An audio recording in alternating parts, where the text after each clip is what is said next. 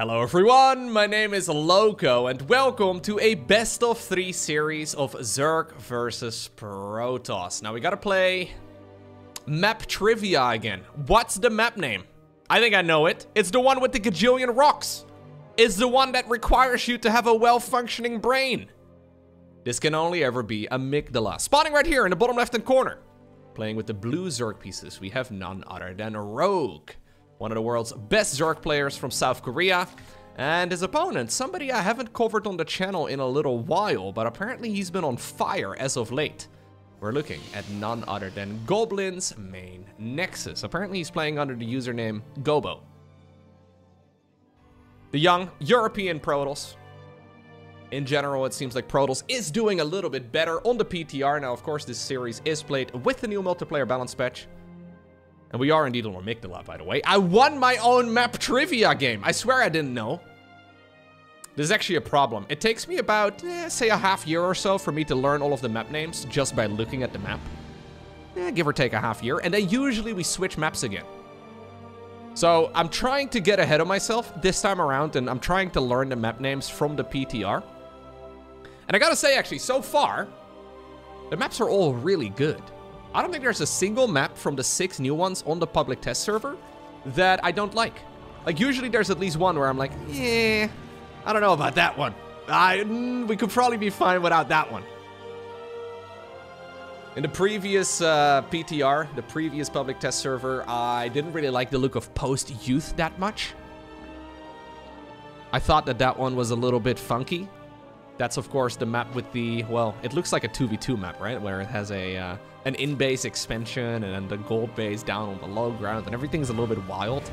I also didn't really like some of the others so much, but for this one, I actually think the current map pool is really good. Although, well, Dynasty in particular turned out to be a little bit dramatic as far as the win-loss ratios go. There's a couple others also that are a little bit finicky, but I think for all of the 6 maps so far, I don't think any of them is particularly favored for one race or the other. At least not from my initial impressions. And I like them all. Stargate opener for Goblin. Going up against Zerg, of course. Nothing all too surprising. It's kind of funny how against Terran, it's pretty much always a Twilight Council. And against Zerg, it's pretty much always a Stargate build. Main advantage, of course, in this matchup is that you can go into the good old Oracles. Oracles and Adepts really do dominate the early game. And while Adepts do fall off pretty quickly, those Oracles can be useful in the early game, in the mid game, in the late game, in your next game. Like, they can be useful in every game. The only problem with Oracles, and this is where I usually mess up, the only problem with Oracles is that you actually have to be good at the game to use them well. Yeah, it's a very much so a skill-based unit. If you look at the stuff that the top-level Protosses can get out of the Oracle, it's not like the way that I get it done. Nah. I end up killing 2 drones and then I lose the Oracle, and it's like, oh man. Suboptimal. And I guess with the changes to the Queen, so the Queen is now 25 minerals more expensive. It does mean that Zerg will usually have 1 less Queen, or at the very least not a Queen as early on into the game. And it does make that Oracle play even more effective. Then again, to make up for that, the Spore Crawlers now deal more damage. But Zerg players at the highest level are quite allergic to static defense. They get a rash and everything, it's terrible. So they try their very best to delay that for as long as possible. And the theory is pretty sound, right? Like, and the idea is that you don't really need a Spore Crawler in every single mineral line. You only leave it in the bases that are most exposed, because 2 Queens can push back an Oracle relatively easily. So in theory, when you play it perfectly, you don't really need Spore Crawlers, but you can see here that Rogue is still making sure that he's got him. Doesn't really want to take any chances. Now, Goblin not really committing with those early Oracles. Instead, he needed them for base defense there for a little bit, at the very least to threaten away some of those lings and to provide high ground vision and all that. But the 3rd Nexus right now is coming up. Revelation will be thrown down for now.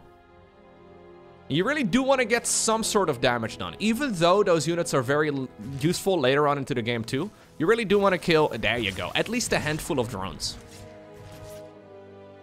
Losing any Oracle right now sucks. You really do not want to lose any of them, but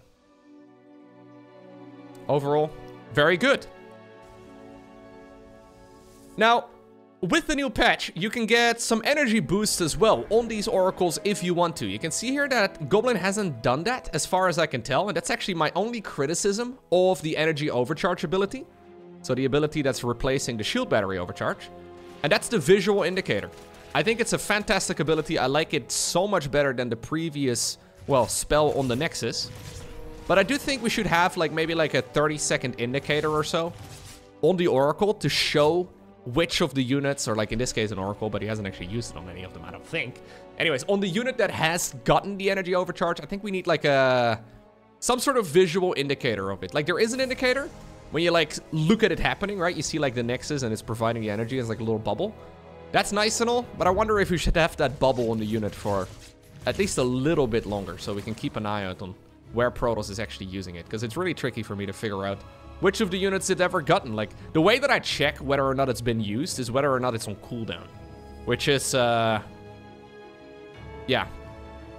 That works if you're a sweaty observer, but it doesn't really work so much when you're casually watching the game.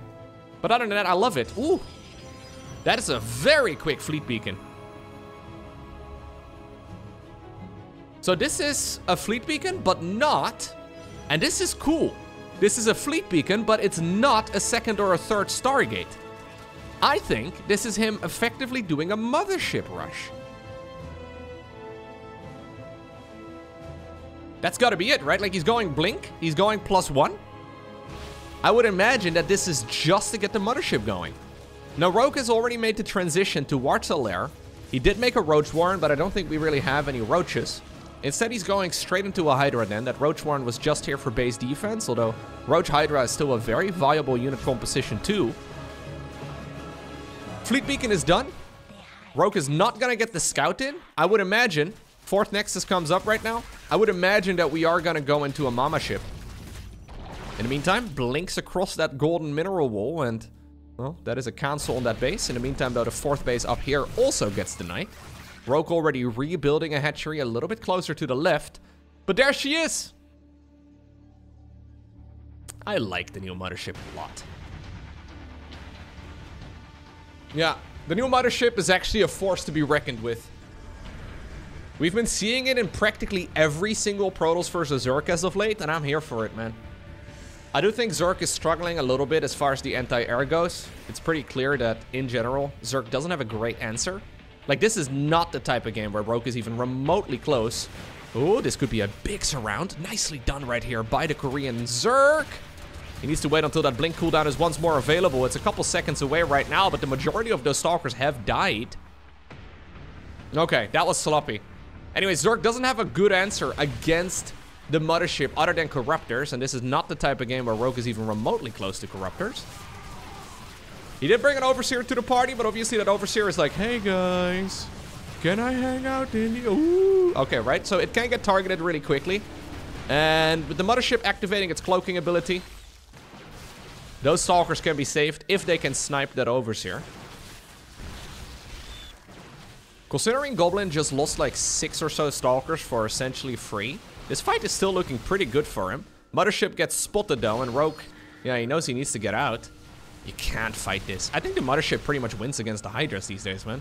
Like the DPS, okay, maybe not. DPS is quite good. Ooh, okay, she's sailing away. The Mothership is basically a boat, in case you're unfamiliar. Trying to make sure that he's within range right there of the shield battery. The Mothership is coming in clutch every time, man. Yeah.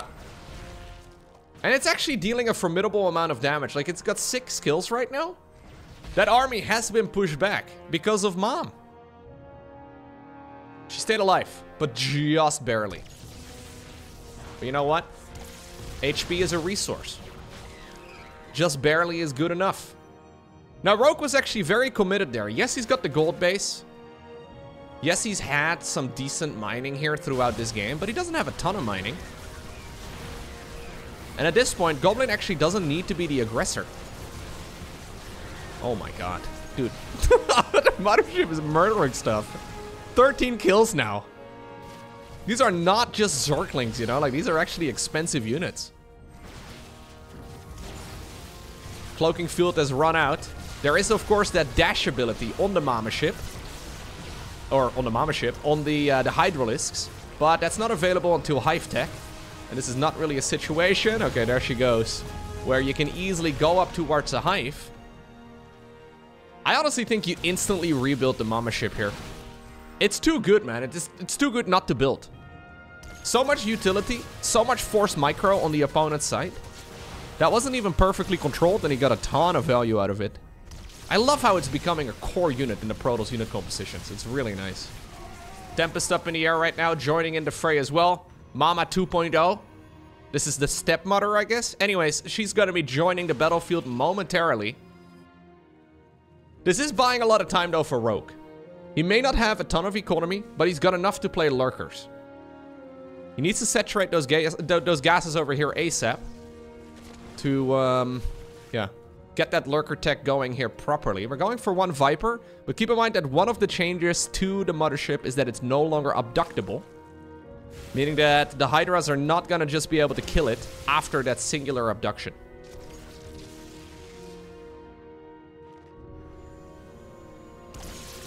Okay.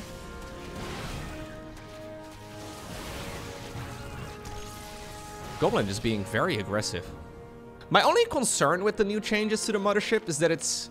Like, Protoss players right now are playing it in a really fun way. We see them constantly pushing and this active back and forth.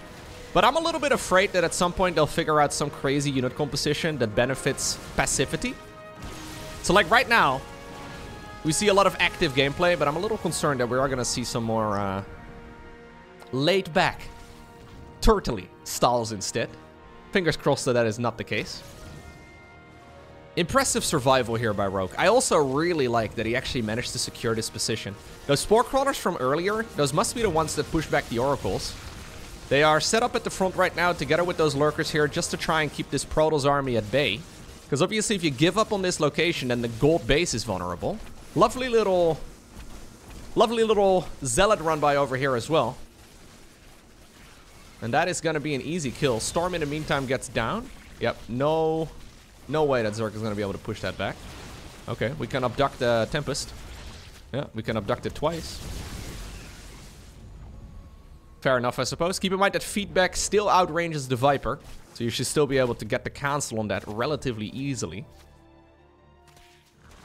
So the main problem here for Rogue is that he is not really the one being the Zerg player here. Like in the strictest sense of the word, he's the one being the Zerg, but he is getting swarmed by Protoss.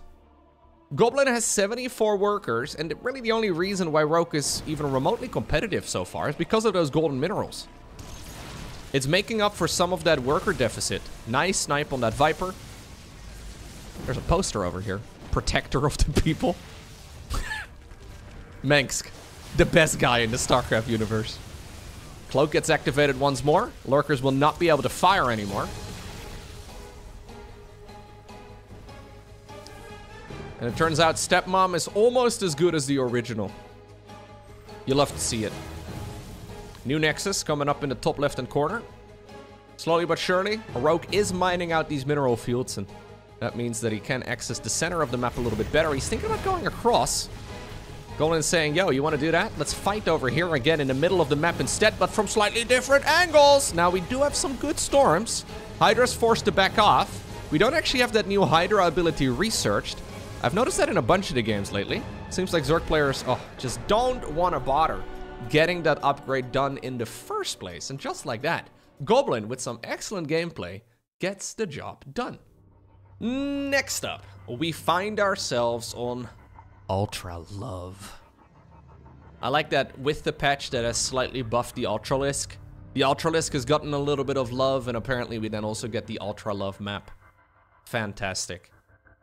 I didn't see this map all too much initially when the map pool was first introduced, but we now see it pretty much every single series, it seems. Yeah. Curious how that goes. Now, what I like about that Mothership build from the previous game is that was a Mothership that was perfectly viable as well in the previous version of the game. I would say, actually, without... So, here's what's changed to the Mothership. It's 100 minerals, 100 gas more expensive, and then also 2 additional supply. Furthermore, it can now no longer be abducted, but the unit can basically deal like 3 times as much damage by itself than it used to in the past. Nobody ever made the Mothership to be a damage dealer in the past. You just kind of did it for the spells and all of the utility that it provides, but not really as a damage dealer itself. So I would say in the strictest sense of the word, if it wasn't for the abduction removal, it was probably across the board a Protoss nerf for the Mothership. However, the way that Goblin played the Mothership in the previous game was long before Vipers ever hit the battlefield, right? So that wasn't really him leaning into the Viper change all too much. That seemed to me like a strategy that would have been viable as well in the previous version of the game. However, obviously then as soon as the first Viper hit the battlefield, when we saw that Viper abducting a Tempest twice, it would have been able to snipe the Mama ship there instead.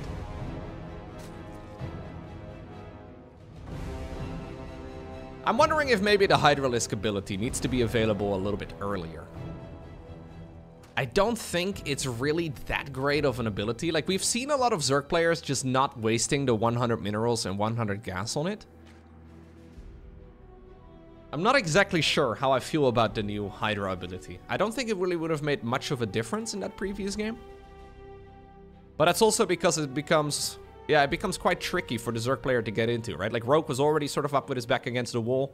Investing into something that's 100 minerals, 100 gas at that stage in the game also feels a bit tricky. Yeah, I'm wondering if maybe we should see some minor adjustments to that particular unit.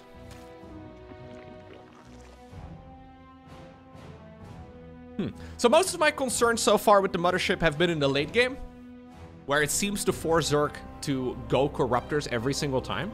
But that was only a single Stargate, and then 2 Motherships produced, and then I guess we had some Tempest. But I believe that they all were built out of the same Stargate. So it's actually, like, that was actually a ground-based unit composition from Protoss, supported by the Mothership. Rather than like Skytos, that was Groundtos with the Mama ship up in the air, which is pretty sick. Alright, well, so far on Ultra Love, we have a very similar setup once more. Gonna be a Stargate build here for Protoss. In the meantime, triple hatch for Zerg. Metabolic boost is coming up once more. Rogue pulling all the drones out of gas.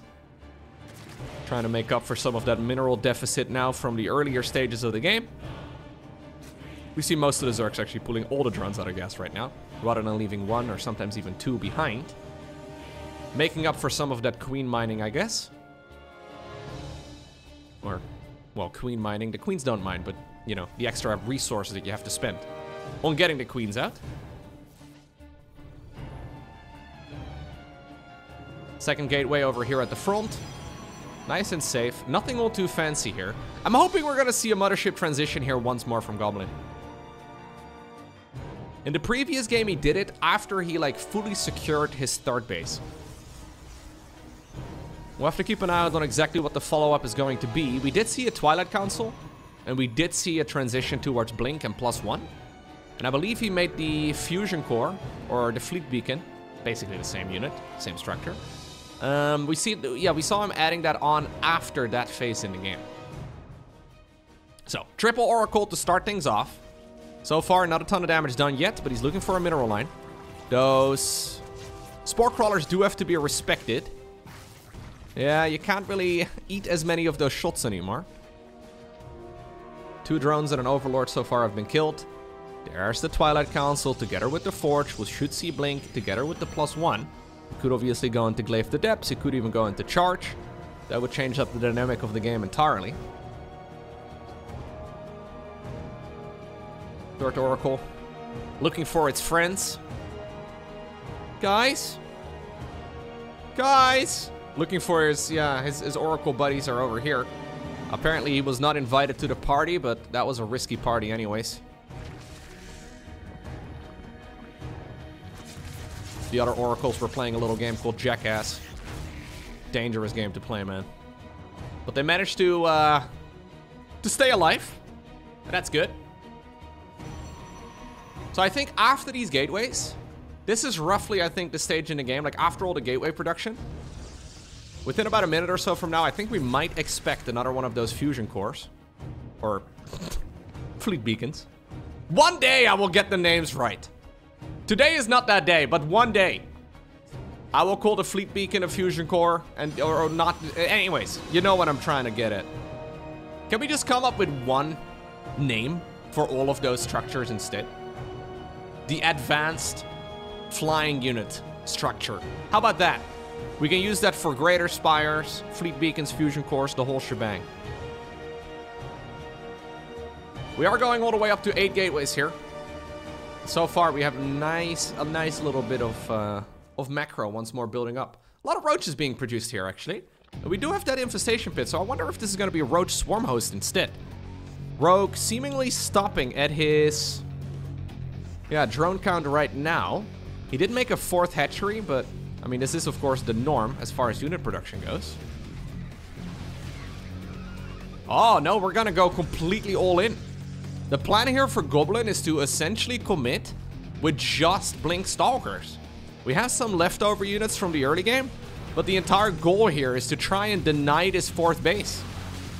He doesn't have a 4th base of his own either, though, so you gotta be a little bit careful here as Protoss. Rather than going into the Fleet Beacon, we're gonna go into the Twilight Council and then the Charge. So this is Blink already done, Charge on the back of this. Ground Weapons level 1 for Protoss also just finished. Let's see. I love the Stasis Wards here, by the way. Good control. Blink back the weakened Stalkers. Bring them to the edge of the creep. Continue fighting. With good control, you can keep pretty much all the Stalkers alive. Like, if you're a human, it's quite difficult. But if you're a pro gamer, aka not a human, it might be doable. So far, I don't think a single Stalker has died. Matter of fact, just more and more Stalkers are joining in the fray. Rogue is bleeding out quite a few units.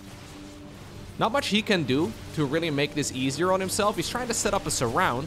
And that is going to cost the Protoss player a bunch of the Stalkers, but he can always back up to the safety of the shield battery. It's not spotted, and there we go. That means that the Queens and the Ravagers are in a world of trouble. As soon as Blink is available, there we go. The Queens get hugged to death. Wow.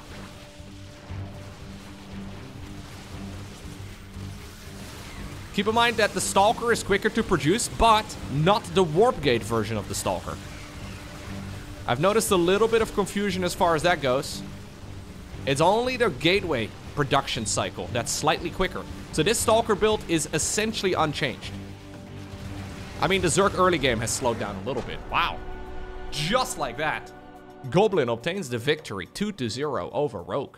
That was some excellent gameplay. Well done.